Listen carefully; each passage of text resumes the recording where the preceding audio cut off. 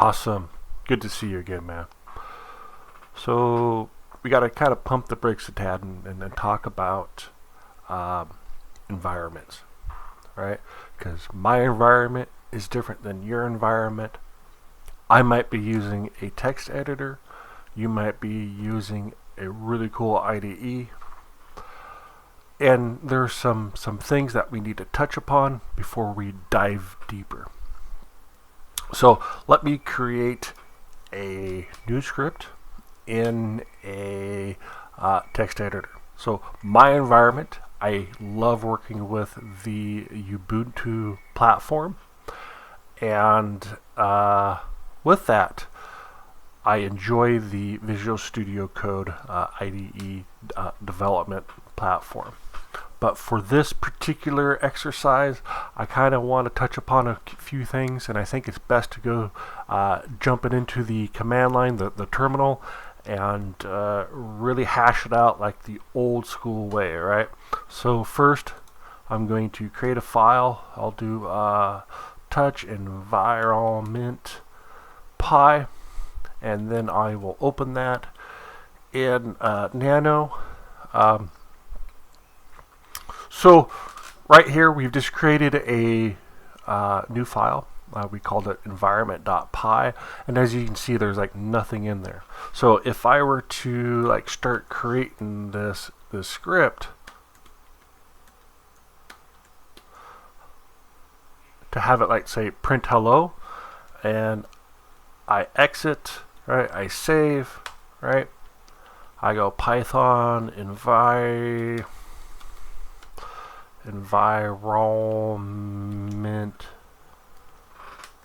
If I could only type, that would be awesome. And it will execute hello, right? Because I told the computer to use Python 3 and I specified a file, right? So if I were to go back into and edit this file and say, well, I don't want to have to type in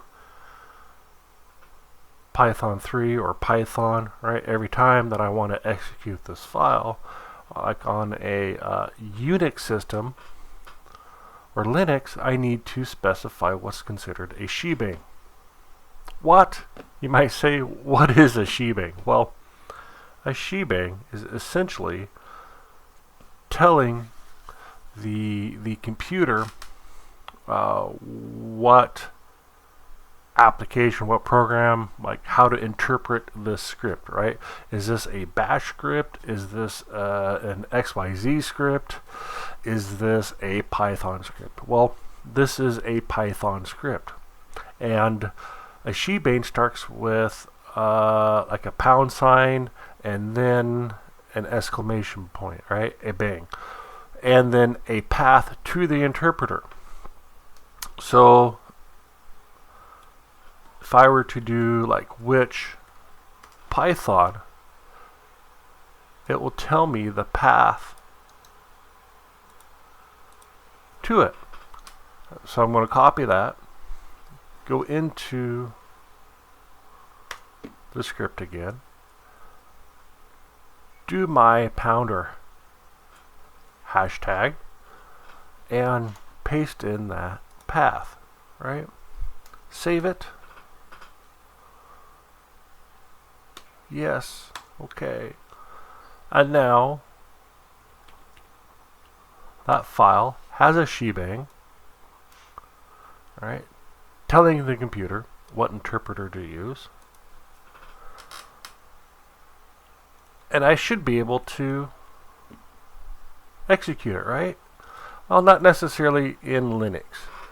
I'm not sure how familiar you are with Linux, but with Linux, there is a bit set on files that allows you to execute it or not. To modify that file, go ahead and do sudo chmod, and then for like production, you're going to want to do something like 755 and then the file name. and that will set the execution bit for the owner and group for essentially anyone, right, to be able to execute the file. But other people won't be able to edit the file. For development, you might be able to, get away with 777. Essentially, that is full access for everyone. But again, it depends on where you're at, what you're doing, who you're working for. They might frown upon 777. So we're just going to do 755, play it safe. The owner can execute it. Anybody else can execute it, but anybody else does not have write access. They just have read and execute. So we provide the Uber password. All right, and now since we set that bit, we should be able to execute it. Boom, there we go, right? Let's get back to that file and talk about, real quick, like syntax, right? Formatting. Do we use tabs, right? So if we were to construct a for loop and go for I in names, right, plural, and we come up here and do names, and we create a list,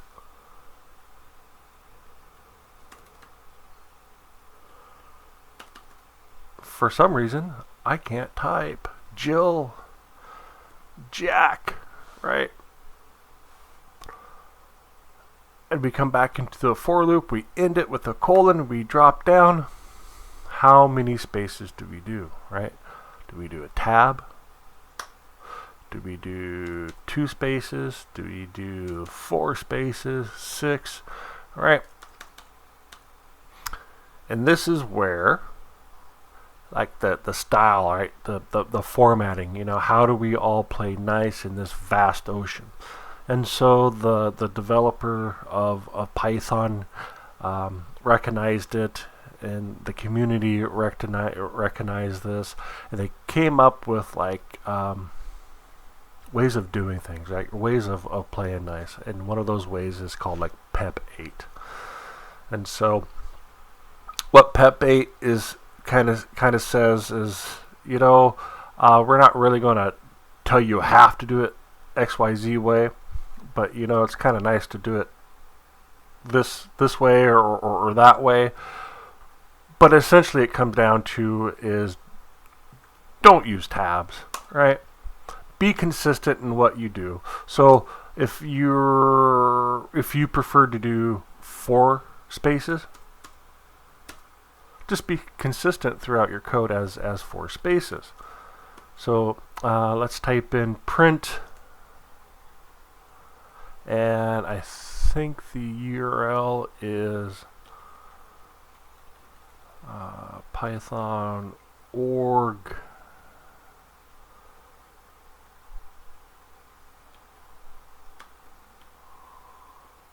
I think that's it. PEP-0008. Let me double check, man.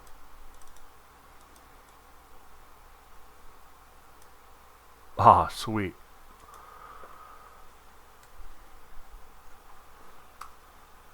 One, 2, 3, 4, and I prefer 4.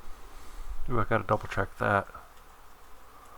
1, 2, 3, 4. 1, 2, 3, 4. I prefer 4 is essentially because I'm able to recognize that it is an indentation versus 2. And let's do our famous hello. And again, with like spaces and quotes, be consistent, right? I have a real hard time of being consistent. So it's something that I'm working on. So let's save this. Exit out. And execute. Oh! We've got an error. Good Lord.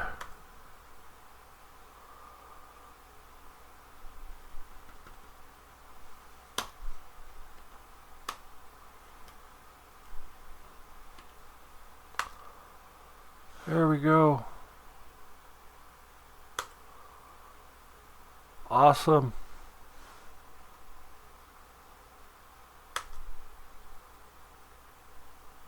So I'd say you don't have to do it immediately, but it serves a purpose, and it will be helpful for you to go and take a look at, you know, their recommendations, because it can get kind of hair-raising if you're doing a nested loop and you're not quite sure of, well, is this person doing it correct? Am I doing it correct? So just take a minute.